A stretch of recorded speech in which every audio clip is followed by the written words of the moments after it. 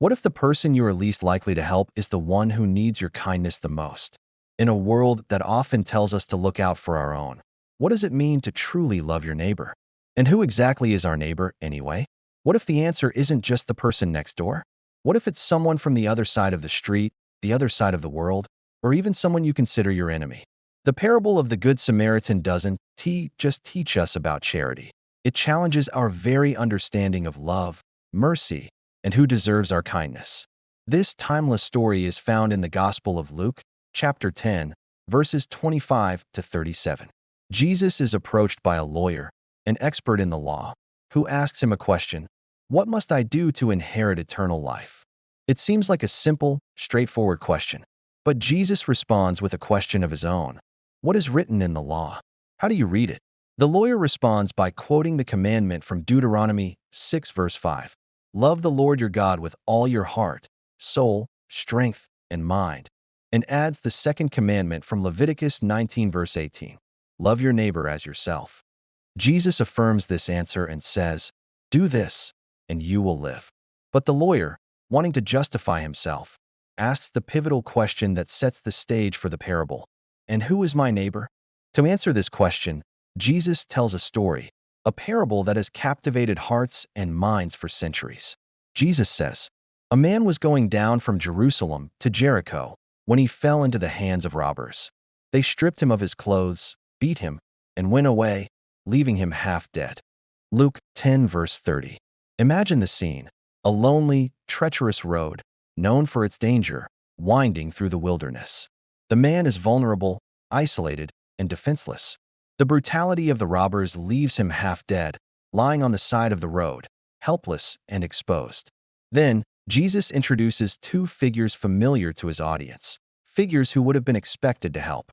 First, a priest happened to be going down the same road, and when he saw the man, he passed by on the other side. So too, a Levite, when he came to the place and saw him, passed by on the other side.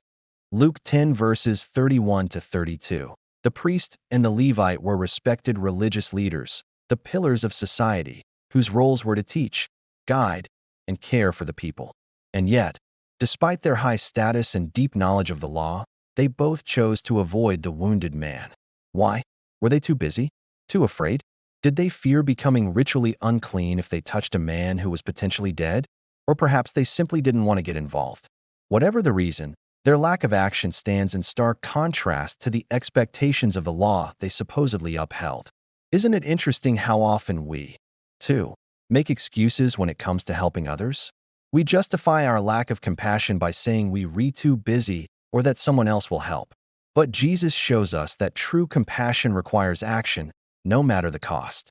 Now comes the twist: the character whom Jesus' audience would least expect to help the wounded man. But a Samaritan, as he traveled, came where the man was, and when he saw him, he took pity on him. Luke 10 verse 33.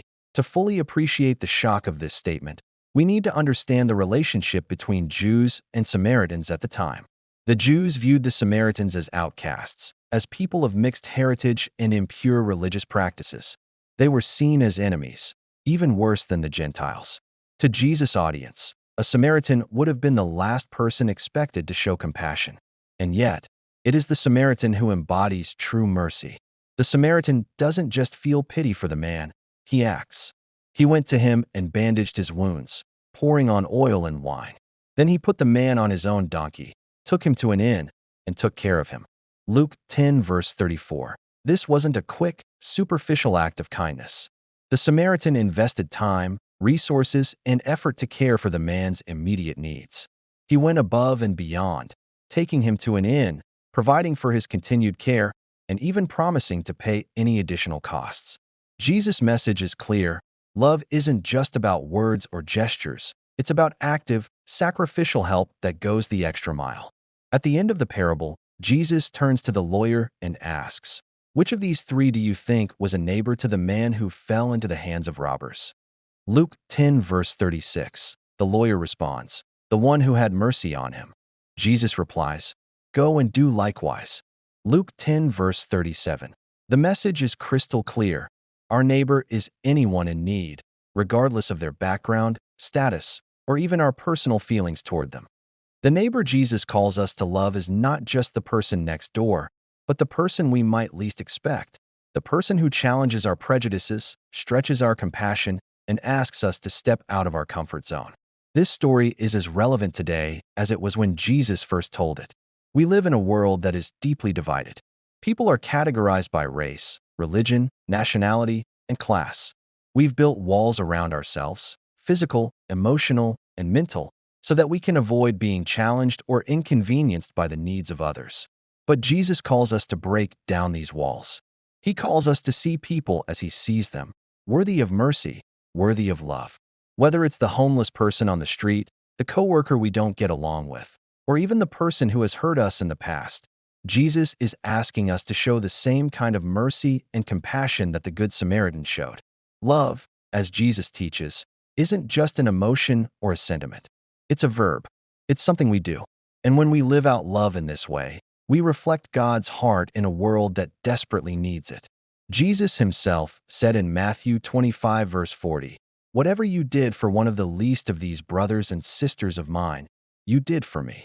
The Samaritan's love didn't stop at just feeling sorry for the man. It led to action. As believers, our love should look the same. It's not enough to feel sympathy. We are called to take action, to go out of our way to help, to be the hands and feet of Christ in a hurting world. Perhaps we hesitate because we're afraid of being inconvenienced. Maybe we're reluctant because we've been hurt in the past, or we don't trust people. But when we choose to love despite those fears, we reflect the love that Jesus has shown us. Remember, God didn't wait for us to be perfect before he loved us. He loved us in our brokenness, our mess, and our sin. So, who is your neighbor? Is it the person in your life you've been avoiding? The person who's different from you? Or perhaps someone you've judged based on your own biases? I challenge you today to go and do likewise. Don't just talk about love, show it. Look for opportunities to serve, to forgive, and to help those around you.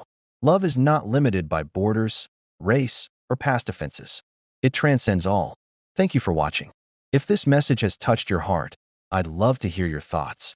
Who is your neighbor, and how can you show them love today? Leave a comment below, share this video with someone who needs to hear it, and don't forget to subscribe for more videos that will challenge and inspire your faith. We'll be back with more stories from the Bible that will deepen your understanding of God's love for all people.